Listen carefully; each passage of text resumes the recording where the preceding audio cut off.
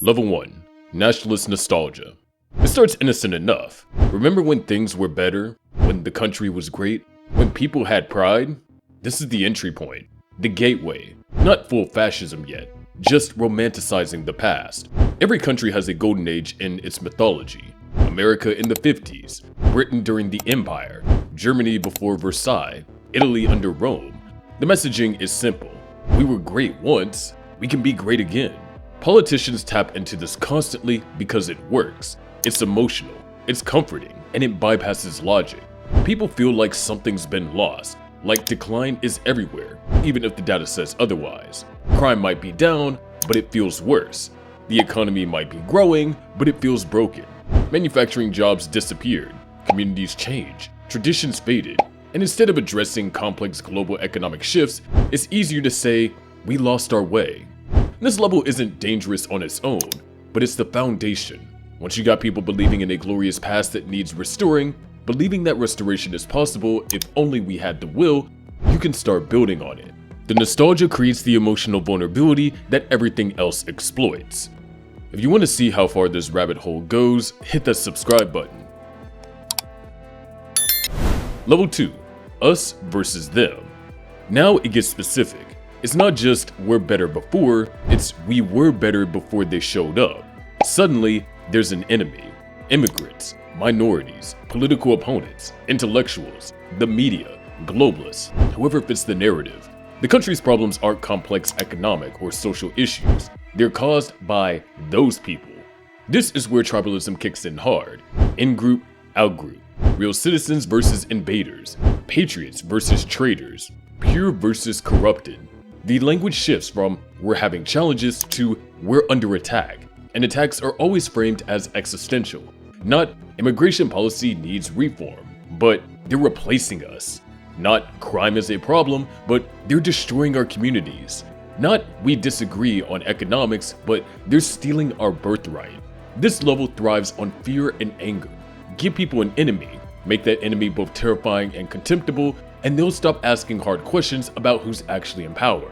They'll stop questioning why their wages haven't grown or why healthcare is unaffordable, because they're too busy being afraid of the manufactured threat.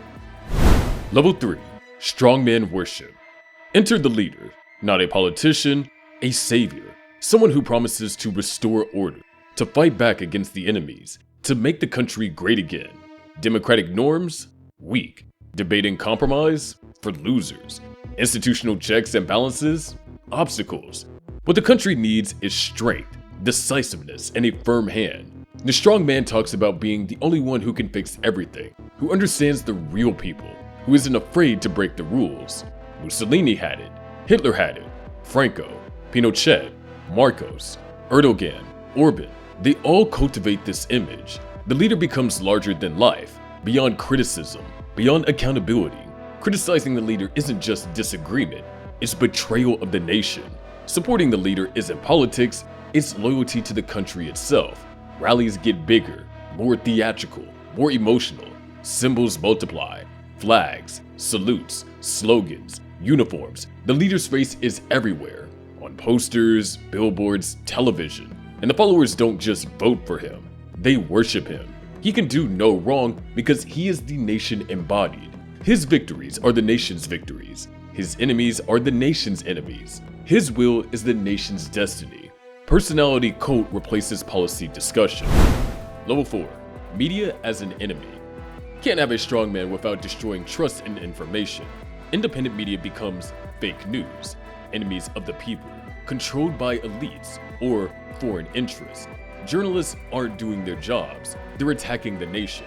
Any criticism is lies. Any investigation is a witch hunt or a conspiracy. Any unflattering story is propaganda from hostile forces. The playbook is consistent across countries and decades. Discredit, intimidate, replace. First, you attack the journalists constantly, relentlessly, until people stop trusting them. Call them liars, corrupt, biased, treasonous. Then, you threaten them, sue them, arrest them on fabricated charges, shut down critical outlets through legal harassment or financial pressure. Finally, you replace independent media with state media or loyalist propaganda networks that only tell the approved story, that only ask softball questions, that only praise the leader. Hungary did this systematically. Turkey did this. Russia perfected it under Putin. Without trusted information, without a shared reality, people only believe what the strongman tells them. Truth becomes whatever serves power. Facts become opinions. Evidence becomes bias. Level 5. Scapegoating and purges. The enemies aren't just talked about anymore. They're targeted. Laws change specifically to restrict their rights. Policies are designed to harm them economically, socially, legally. Violence against them is encouraged, sometimes explicitly, sometimes through dog whistles and plausible deniability. I'm not saying you should attack them, but if you do, I'd understand. I might even pardon you. Jews in Nazi Germany, Tutsis in Rwanda, Muslims in Myanmar, Uyghurs in China, Rohingya Armenians in Turkey. The pattern repeats across history with horrifying consistency. First, dehumanize them through relentless propaganda. They're vermin, parasites, cockroaches, threats to children, diseases, invasions. Then isolate them legally. Special identification, restricted movement, banned from professions, property confiscated. Then violence. It starts with individuals being attacked on streets. Then organized pogroms.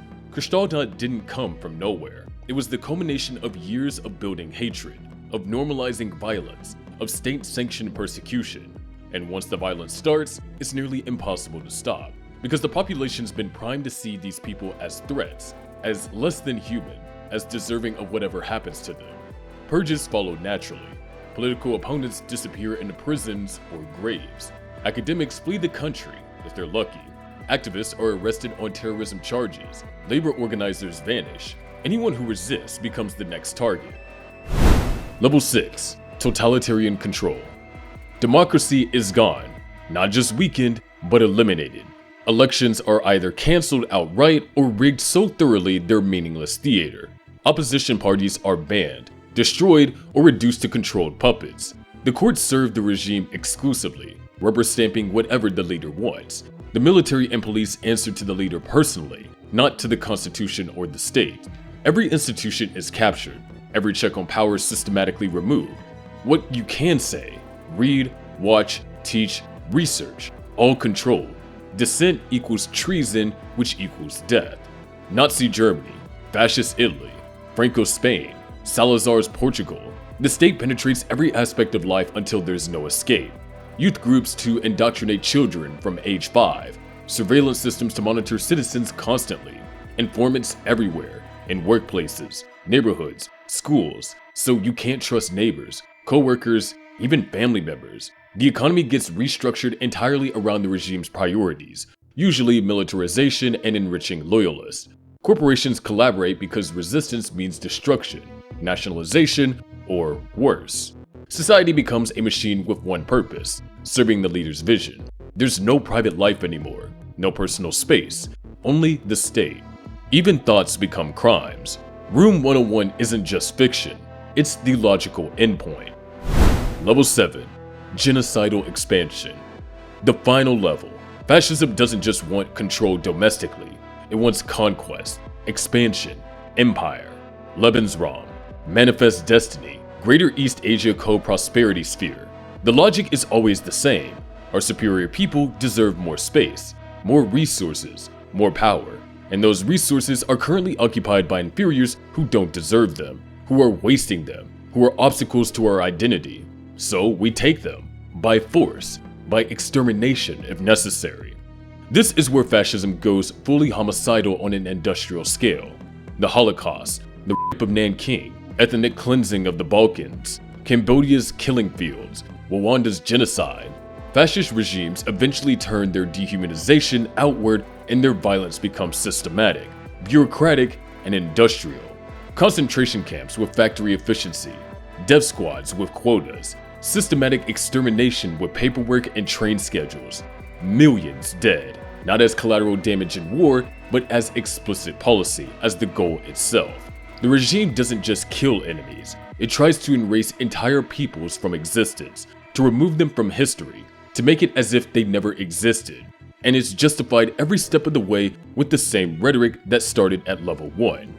We're protecting our nation. We're claiming our rightful place in the world. We're purifying society from corrupting influences. We're making the world better for our children. We're fulfilling our destiny. The propaganda makes it sound noble, necessary, even defensive. They forced us to do this. They left us no choice. But it's genocide, industrial-scale murder dressed up in flags, anthems, and nationalist rhetoric. The pattern is clear. Fascism doesn't start with concentration camps and mass graves. It starts with nostalgia and nationalism, with simple promises to restore past greatness. It builds slowly, methodically, level by level. Each stage normalizes the next. Each step seems smaller than the last horror, and people don't notice the progression because each individual step seems small, even reasonable in isolation when taken out of context. What's wrong with being proud of your country? Nothing until that pride becomes supremacy and exclusion. What's wrong with strong leadership? Nothing until that strength becomes tyranny and brutality. What's wrong with border security?